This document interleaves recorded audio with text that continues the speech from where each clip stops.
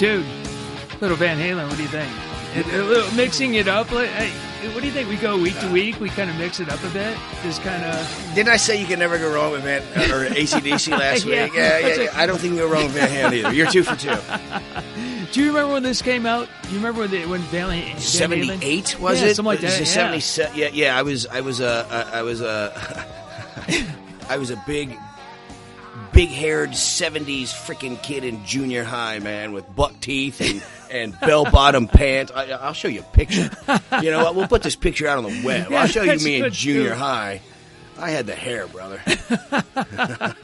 Did you ever see them? What's that? Did you ever see them live? No, I have not, man. I dread. I had tickets to go when I was younger. And I don't know, I was out like drinking or got caught or I don't know, did some shit late or something. I got grounded. You know, that's like because I think they came to Toledo once or twice. Yeah, oh yeah. And I didn't go. I you know, as I look back on it, I wonder why in the hell not. It was so who was on the band? I mean, okay, you got David Lee Roth, you got Eddie Van Halen. Who else? The originals, Michael Anthony and Alex. Yeah. On drums. Oh, that's right. That's right. I mean, it's yeah, well, it's a nice start again. So, hey, this is, what is this, Friday, September 16th? Exactly. Yeah, absolutely. And this is another podcast. Actually, this is podcast number 2. Boy, we got a lot of best ofs, don't we? You know, from last week to this week. You know what? That's what we'll do next week. The best of. The best of Fire and Brimmstone next week. Good God. So, hey, why don't we tell everybody? And this is... I'm Fire. And this is Brim Double M Stone. And this is, he said, podcast number 2 of Fire and Brimmstone. And we will post this out to fireandbrimstone.com. So this is exciting. Hey, there's all kinds of crap to talk about here. But what did you do the past week? Anything big go on? And, you know, the firehouse? Well, maybe. Quite a few things that I'm really not going to get into now. Hence the reason for 3 beers lined up right beside me. There could be. But other than that, no, it was a pretty chill week with work. Didn't do too much exciting. Just kind of sat around. I did watch a movie last night. What's that? Dirty Harry. Oh, no kidding. Yeah, with my son. My son picked it. Me and my daughter and him hung out and. We had dinner, and then he kicked in Dirty Harry. Yeah. And wow, I laughed so hard. It was just, well, it's not cheesy, but because it's done well. Yeah. But it's so like, you know, early 70s, you know, the cars and the suits and the bad hairstyles, and it was just, you know. It was just funny. The special effects are obviously pretty bad compared to today's CGI. But with Clint Eastwood, you don't need special effects. But you know the lines were coming, and they were still awesome. Yeah. You know what I mean? It was good. My son got a kick out of it. That's the first time he's seen it, so I'm sure he'll be like headed out to the store and he'll get the Clint Eastwood collection. You know, in all this confusion, was that 7 shots, or was that 6? Yeah, 5 or 6. Yeah, 5 or 6. Yeah, that's it. It's yeah. In fact, my son looked at me when he started it the second time at the end. He goes, "He's going to get it." It's a good way of putting it. Yeah. No, that is a great one because my son and I we watched that not too long ago. Now the next one, Magnum Force. What we should do is get our boys together. We watch Magnum Force together because my son and I we also watched a movie over the weekend, Red Dawn. I don't even remember we were like young, you know, bucks in high school.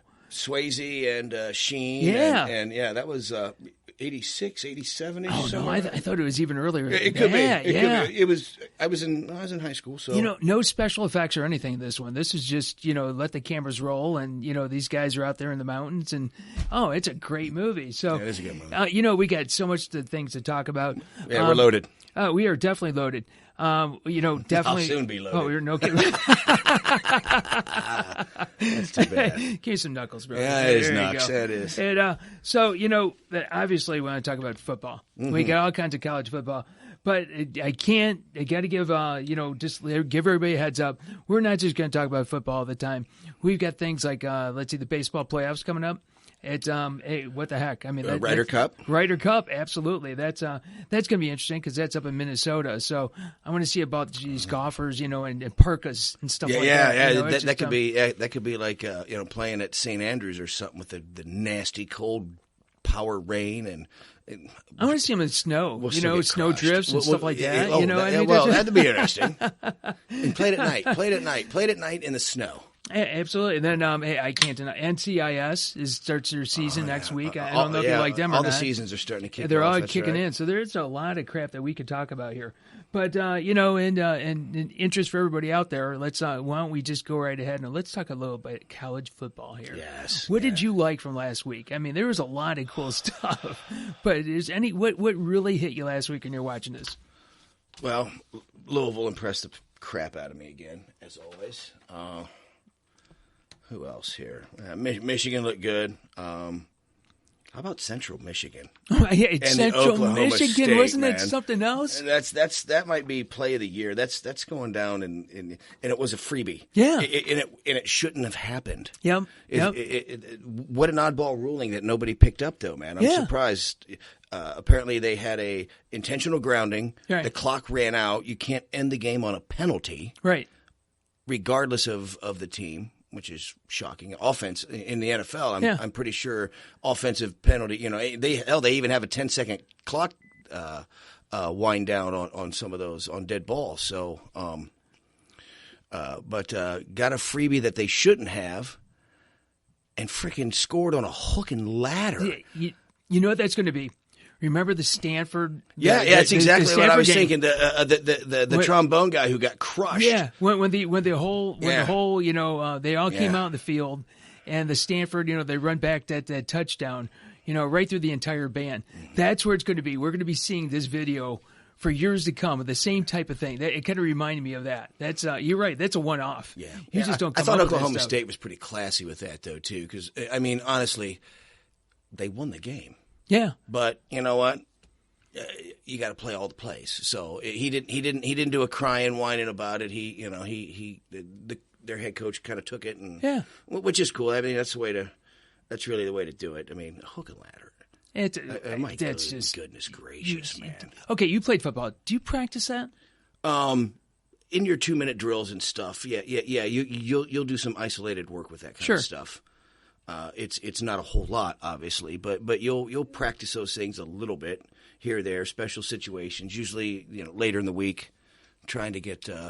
Because they didn't seem to be lost at it. It was they were working. And I don't think it was an intentional. Sorry, that's all right. Yeah, little beer on the keyboard here for everybody out there. That's all right. Well, I just cracked two for some apparent reason.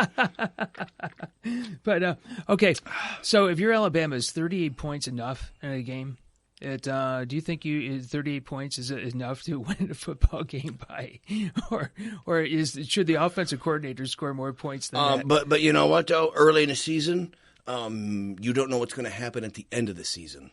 So if you got a chance to get those other players in, they're not going to go out and lollygag. Yeah. They're trying to be the number ones. So they're going to go out and bust chops. It's just the nature of the beast. From what I heard, you go out and play. You go out and play till there's zeros. If you can't stop it, that's your fault. Yeah, I heard that there's a conversation between Nick Saban and Lane Kiffin. I don't know if you saw that. Yeah, well, that wasn't a conversation. As Saban said in the postgame interview, that was an ass chewing. And it was a tantrum, and it was a tirade worthy of the 10 years war between Bo and Woody, where those guys would just go absolutely nuts on the sideline. I guarantee his blood pressure was over 210.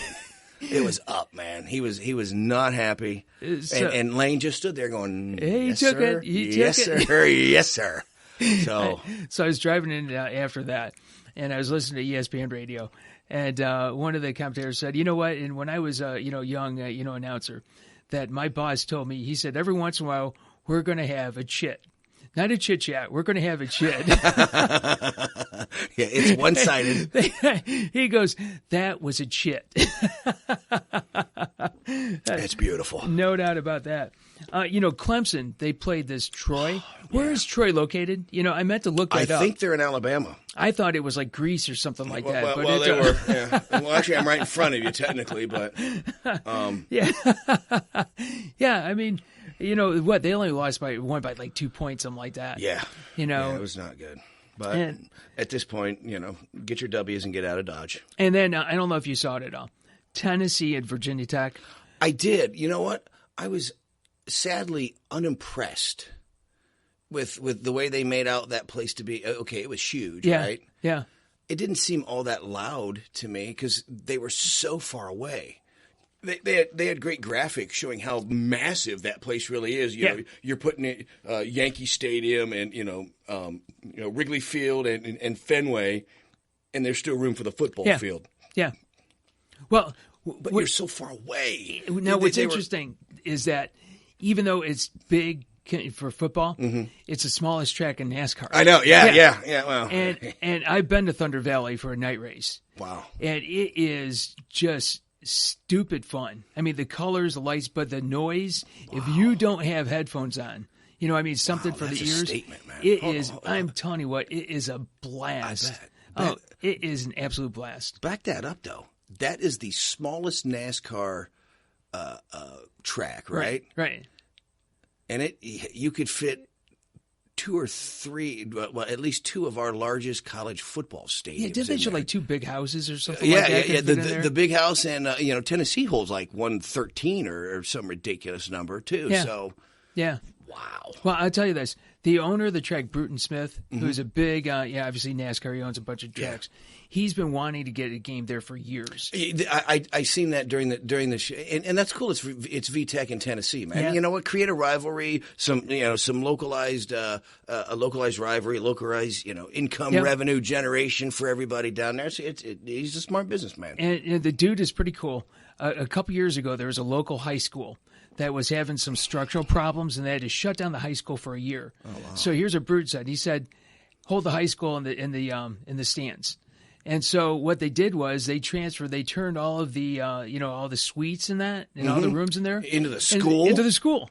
And so the kids went to there for their high school, for 1 year as they were rebuilding the high school, their actual high school. That is a super cool dude, man. That is absolutely, and that was just, it's just that's a story that needs to get out more. That kind of stuff, there's a guy who's filthy, stinking rich, but still cares and gives back. That's cool stuff. That is good stuff. That is really cool stuff. So yeah, those are some really cool things. But the week 2 in college is always kind of it's lead up to this week, going into week 3. What are you looking at for week 3? There's a lot of stuff going on there. There is. We got some. The big games I see are obviously, in my Ohio bias, the Buckeyes in Oklahoma. Yeah. Unfortunately, I think Oklahoma's already lost, which that makes them a wounded dog. Because if you lose 2 games, in the season, you're not dancing at the end of the year. So Oklahoma goes down. They're done. Yeah. Essentially, they can win the Big 12 and they go to a nice bowl game, but they're not getting the ultimate prize, which is what you're. So they're going to come out and fight. They're going to fight nasty caged rats. Okay, let me ask you this question. I've been playing football, so I heard yesterday that the backup quarterback for Oklahoma was throwing some shade on Ohio State. He said, I looked at the tape and they're just playing a vanilla defense. Okay. So I heard somebody say, he said they play a basic defense. Yeah, that's right. I seen a couple of those videos. I seen it a few times. It wasn't like I didn't get the impression he was insulting it as if it was basic and primitive. Right. He was just saying, they stay in a lot of base defense. That's my interpretation. Yeah. Which, when you have the athletes Ohio State does, you don't really have to do gimmicks to beat your opponent. So it's very conceivable that as that quarterback, you walk out and they're running their base defense. You know what they're doing. Sure. But guess what? When they execute, you're on your backside. Right. Okay, I know it's coming, but guess what? I still get thundered. Right. That's what happens. Okay. So that's the way I took it. Everybody wanted to jump with it and build the hype, I think, and good for them. And I'm kind of looking at it. I'm going to take the real cerebral kind of. That's a big word. We should look that up. I'm not exactly. I heard somebody use it once. I'm not sure exactly what it means. I think it was me. Maybe not. It could have been you. There's no way. So what I'm thinking is that Bowling Green, Tulsa. They just played a vanilla defense. They knew that they would do it. We're not going to show any. We're not going to give Oklahoma any film. Nice. Let's not give them any film and no stunts, anything that's really going to mix them up because they're going through the film, right? And all they see is just this base defense. So, it's, I'm looking at the other side. Hey, what about Alabama? Alabama on the road going to Ole Miss. Bama's lost 2 years in a row to Ole Miss. Yeah. Saban has this massive chafe in his drawers right now.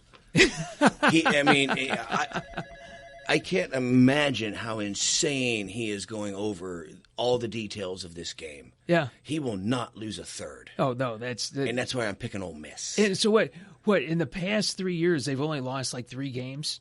Yeah. Homer gets Ole Miss. I don't know enough Bama lore, and I don't care to. Bama fans chime in. That's right. The light. I actually don't. The phones are lighting up. Yeah, that's right. Yeah, hang up on those guys. You heard them calling before you were even talking. That's what it was. They they anticipated it. They were pissed at you. Good. But go eat your grits. Okay, now we were talking about Oklahoma. What about Houston? Houston played last night against Cincinnati. Destroyed. Yeah. Destroyed Cincinnati. It was.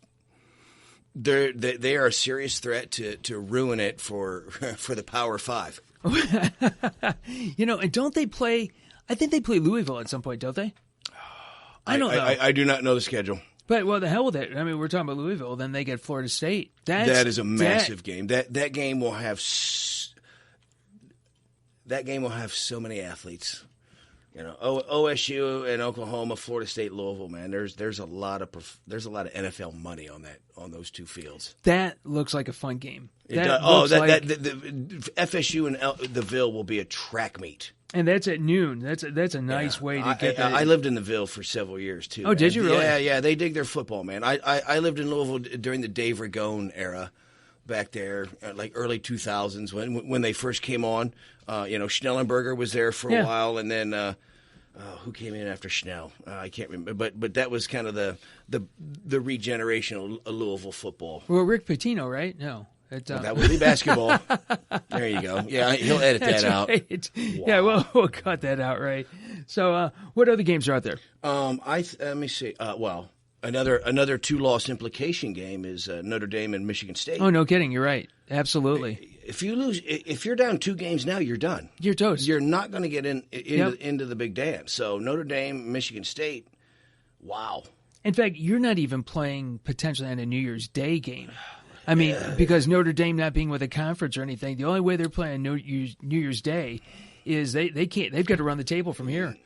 They get 8 wins. It's Notre Dame. They get 8 wins. They're dancing New Year's Day just because of the fan base and the money behind them. Yeah, the money behind them. Yeah. And then we got USC and Stanford. That out west. That's going to be a good game. I mean, Stanford's ranked, USC isn't, but USC got freaking wow. Now that I look at this, USC just got spanked by Bama, and now they got to turn around and play Stanford. That could be. That could be a tough road to hoe. You know what I'm saying? Absolutely. So, you know what? I'm just looking at the top 25. And, obviously Bama. Okay, well, Bama's got the big one against Ole Miss. Florida State's got a big one against Louisville. Got Ohio State against Oklahoma. Michigan. Who's Michigan got? They've got Colorado. Colorado. Right. Right. I mean, I don't know what Colorado's got, but it's a step up, so... Yeah, Clemson. We'll take a look at Clemson. Obviously, Houston. Michigan's going to be favored their first 7 games. Oh yeah, heavily. So absolutely. But good. I want them getting momentum. I want them to get better. I want that team up north to be good. You know what? The best thing for the Big Ten always is a strong Michigan, strong Ohio State, strong Iowa. Absolutely. I mean, absolutely. I mean, I only hate them one weekend. That's right. Of the season. But I tell you what. But I got too many friends that are Michigan fans, so you gotta.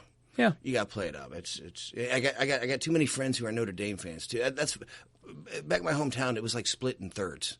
It was terrible. The north end of town was the Irish Catholics. That's all your Notre Dame fans, and the rest of the town is split between Ohio State and Michigan. Yeah, a lot of auto workers and whatnot. So there's back and forth to Detroit. So that's where they get the Michigan base and. Yeah, it was bad when your team lost and the other two won because you got double thumped. Yeah, absolutely. And they would gang up on you. Yeah. So, I'm looking at for some reason number 9 Wisconsin Wisconsin just always intrigues me. They're not going to go all the way, but they can be a stinker.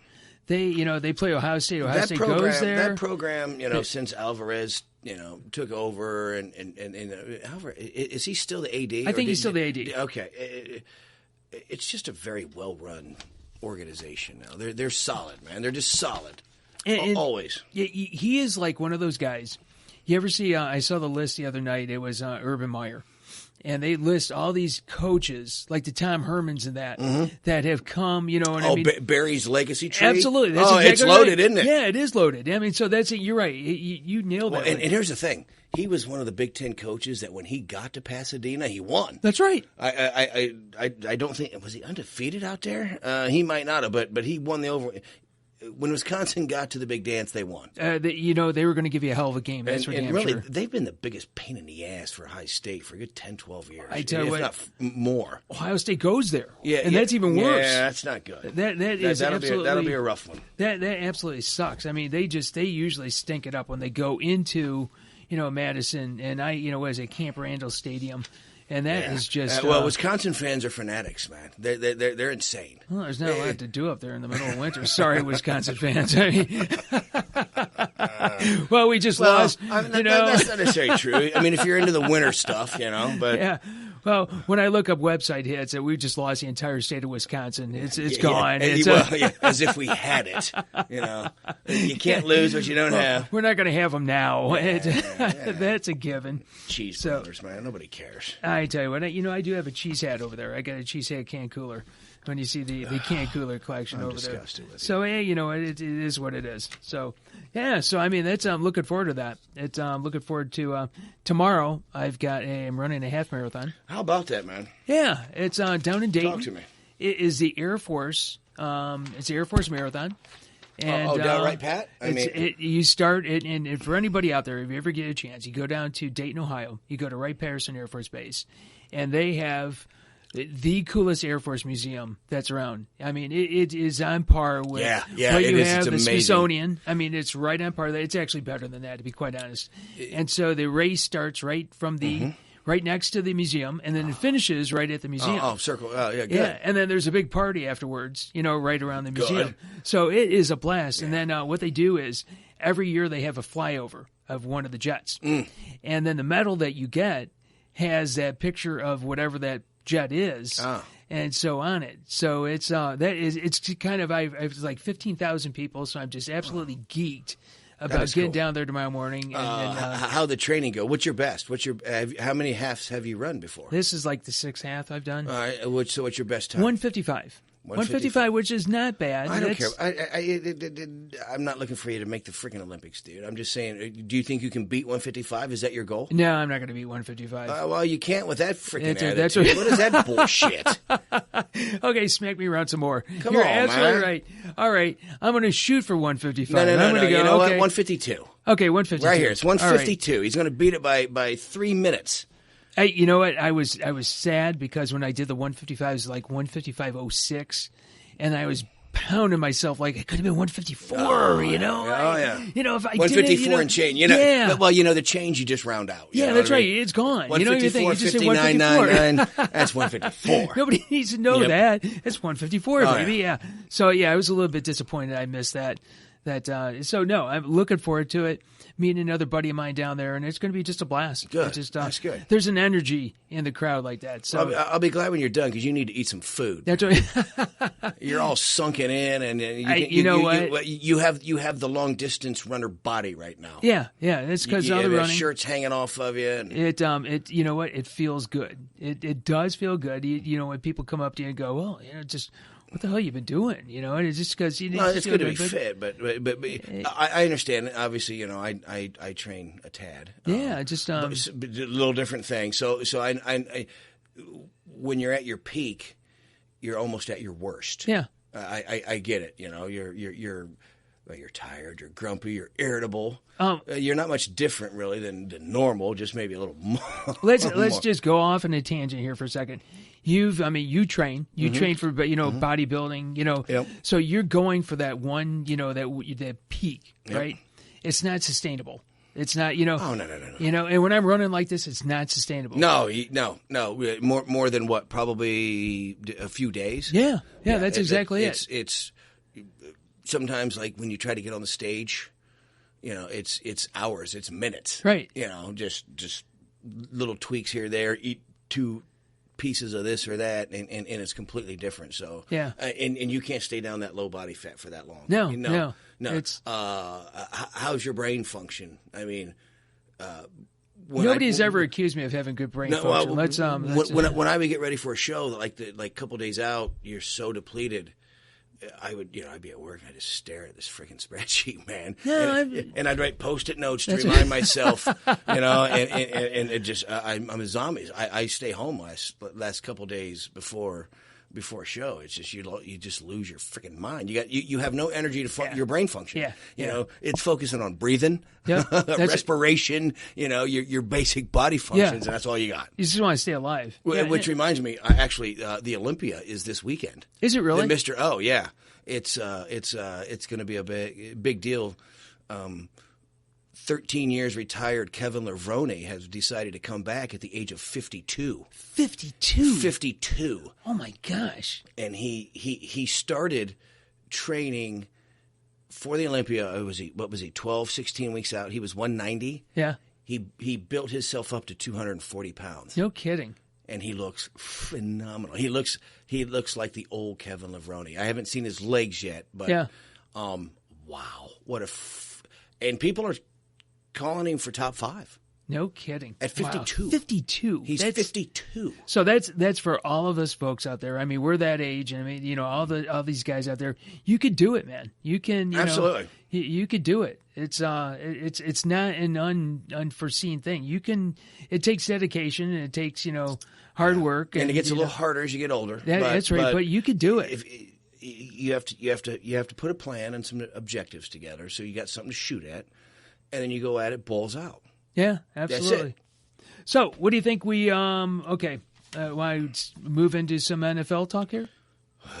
Let's get the bad part over. That's right. Yeah, let's get last week's picks All done. Right. Do you want to go ahead and just kind of give a synopsis of how bad we really just sucked it up there? Go. You did this beautiful job of color coding. This thing looks like a freaking Christmas tree with all the red and green. There's a little spatter of green and lots of red. All right, let's we'll just shoot down a couple here. Oh, well, let's do the overall. Yeah. How about we do that? Brimmstone, this in his straight up picks was actually 11 of 16. Yeah, I was happy with that. Shut up. That's impressive. That's 69%. Against the spread, you were only 6 of 16. so you can pick games. You don't know shit about the spread. You lost your ass. Yeah, that means shit happens, man. That means I'm a poor man. Picking games. I can pick the games. Spreads are tough. They're tough.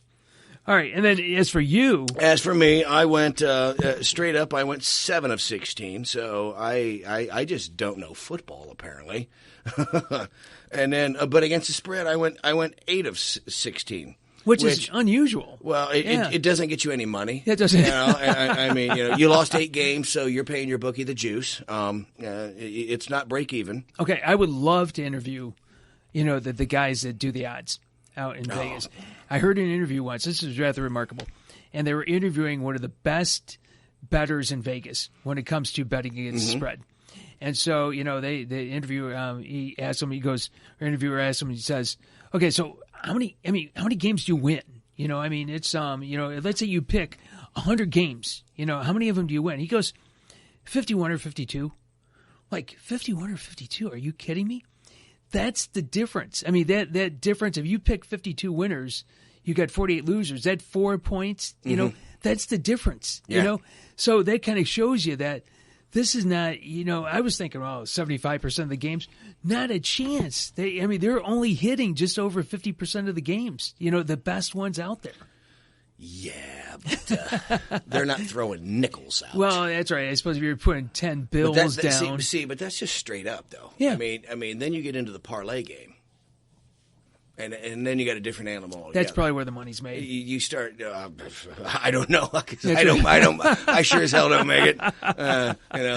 It ain't us. Yeah, exactly. But I think I don't know. Some of the interesting games. How about Carolina?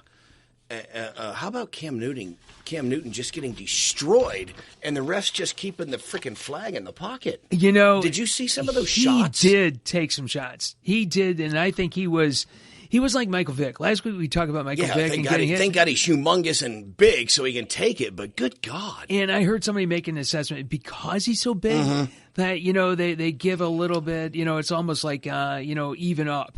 Because he's still the quarterback. I was at a local drinking establishment last night. Yeah. And there were some guys there, and they go, well, once you leave the pocket, you're a running back. Yeah, you're a running back, but you're not allowed to take the crown of your helmet and put it on his jaw. Yeah. You're not allowed to target the head. It doesn't matter who you are. That's right. And they were launching. Right. Well, there were 2 fines. Right. So here's what I don't understand. If there's 2 fines and not penalties, first of all, if there's no penalty, you shouldn't get a fine. Right. Right. The guys who should get fined are the referees. Absolutely. I mean, come on, man. How do you hold them accountable for that? They were the guys that were not throwing the flag. They should have been. And those were just 2 fines. There were probably 3 other hits that you could have went, holy shit. That they weren't calling. They weren't calling. So I don't know. Granted, he's a big, tough guy, but, another guy gets crushed like that is Roethlisberger. Because they're just so big. It's like, he's a big guy. He should be able to take that. No, that ain't fair, man. You can't go with the head. By the end of the season, that guy walks around, looks like he's got duct tape on him. And Roethlisberger? Oh, yeah. He is just limping and dragging I love him, though, every part of his body. I'm not a Steeler fan. My brother is a Steeler fan. God love him. So I have to hate them. But he's a Findlay boy, so he's right up down the road.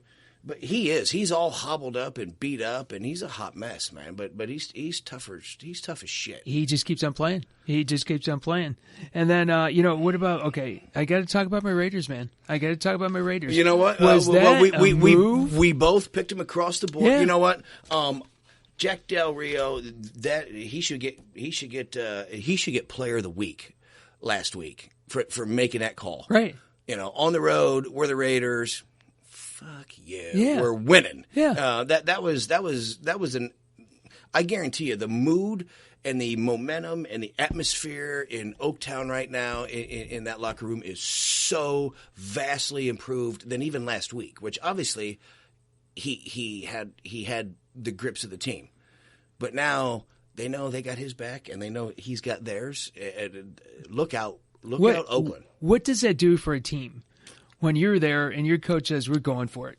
I mean, that's just got to – you've been out there. I mean, that has just got to fire you up. In general, especially games, physical games like that, it's about confidence. When you go out and you're going to whoop that ass. Yeah. You whoop that ass. That's just how it is. But there is now an underlying energy underneath that confidence. Right. I don't know how to describe it, but other in terms of energy, there's a belief, and it's very positive, and it feeds off everybody. Right. Now somebody next week for Oakland, I guarantee is going to go out and make a play. Because of that. Somebody's going to go out and make a play. Yep. And then somebody else is going to go out and make a play. Oakland is if they stay healthy, Oakland's going to make noise out in the West, which is arguably one of the toughest conferences in football. I thought that Denver was going to roll over. I'm thinking, okay, wow, this is great. They got a quarterback, no problem. They're going to roll over. Yeah, right. Like that really went. Okay. Then I'm thinking Kansas City, well, they're going to suck it up, right? No. Well, they did for a half. And then they came out and whooped that ass. No kidding. Jeez, what's up with that? Yeah. I mean, it just, San Diego drops that. I mean, what a bunch of schmucks. Oh, my goodness. How much difference could Boza maybe have made? I don't know. But he's a little ginked up now, man, a little hammy. Well, you know what? If he's showing up at camp on time, he's going to push himself. And I'm going to argue, pay the man. Yeah. I mean, what is that monkey crap jostling around by the front office, man? I hate it when you've got a good point there. Oh my goodness! You're the number 3 pick. You're getting $25 million. Yep. Your bonus is $17 million. Yep. Done. Just pay him. Yeah, okay. You're done. But you're nitpicking little. I'm sorry, but it is a business. It is. And kudos to Bose's agent and those boys for holding out. And he got what he wanted at the end. It absolutely got it. Okay, now, we went across the board on my Raiders, and we picked across the board on the Cowboys.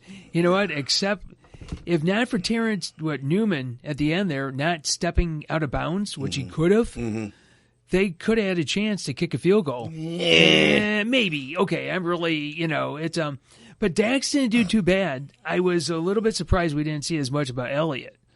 And they played terrible, and they interviewed Zeke. He was pissed. Yeah, and he took it on chin. He basically said, "I stunk." That's good to see.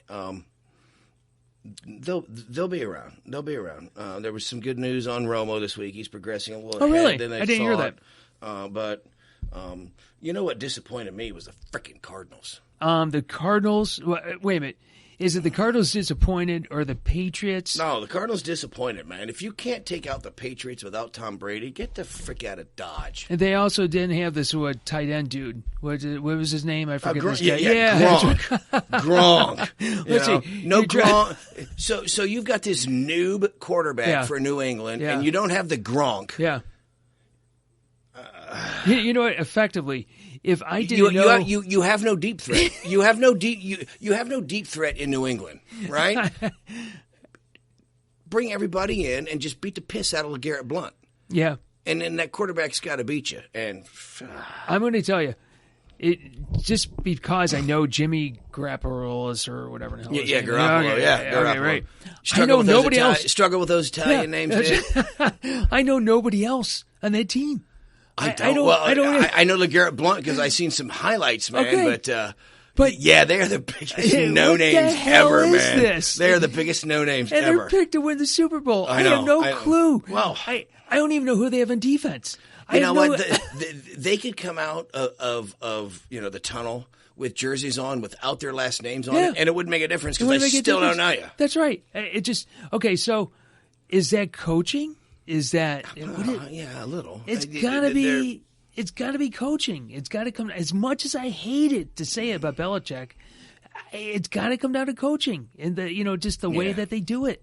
I mean, because they've done this before when Brady was out for the entire season and then Castle came in. Mm-hmm. They went 11-5 or something like that. They seem to be very system oriented, but I mean, obviously Brady within that system. And his ridiculous skill set. I mean, he commands it. He runs a show, and obviously him and Belichick have this ridiculous chemistry that it works. It works. I mean, it's just absolutely incredible. So So there were some really cool games that last week.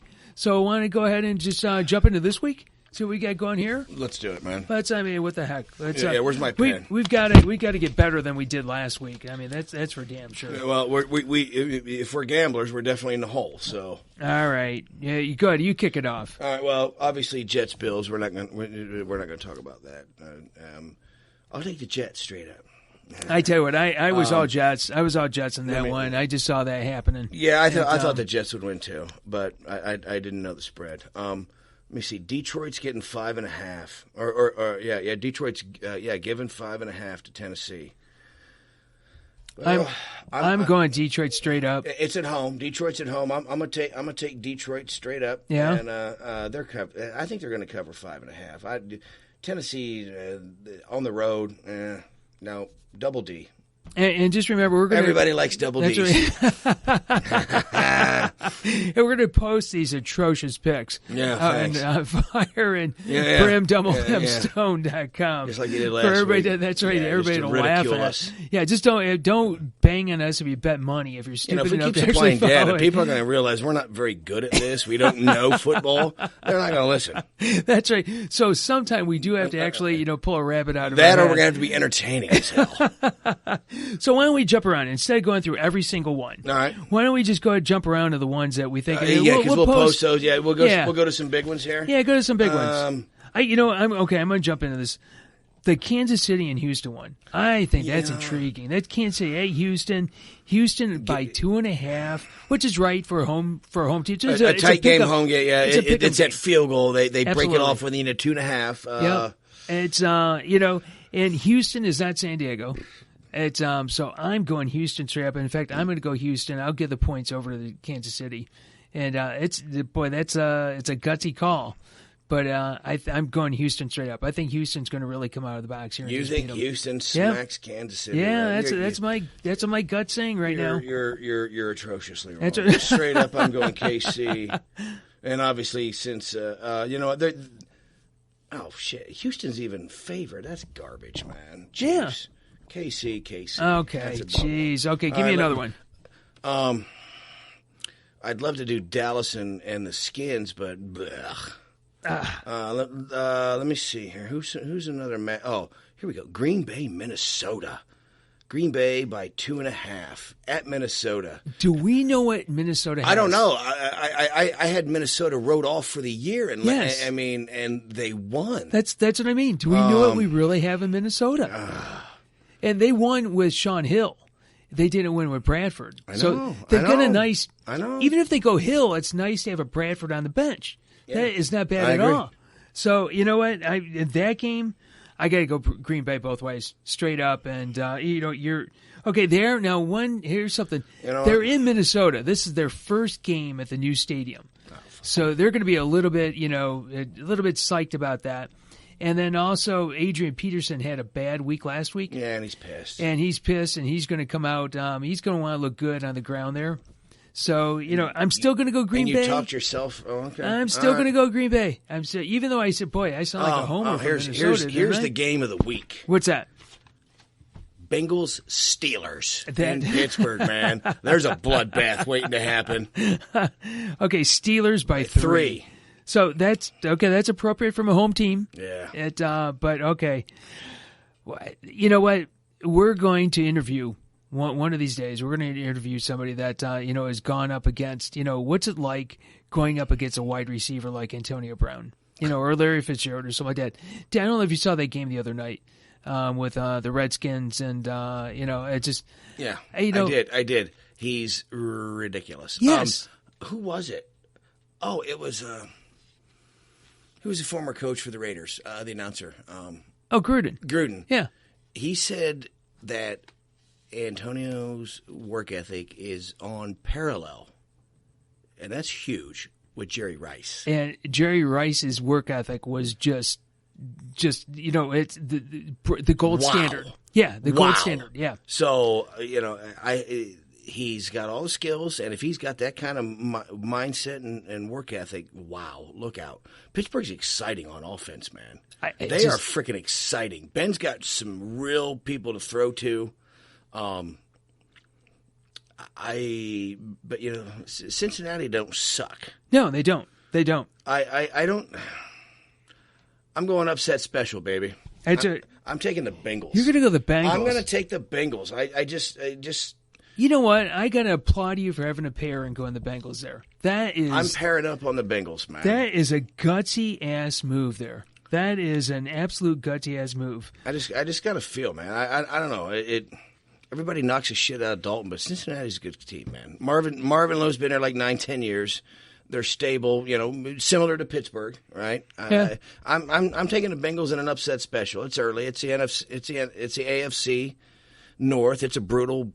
You know what? How about we do an over and under on people carted off the field? That's right. You know what? I'm going to go with 4. 4 is the over and under.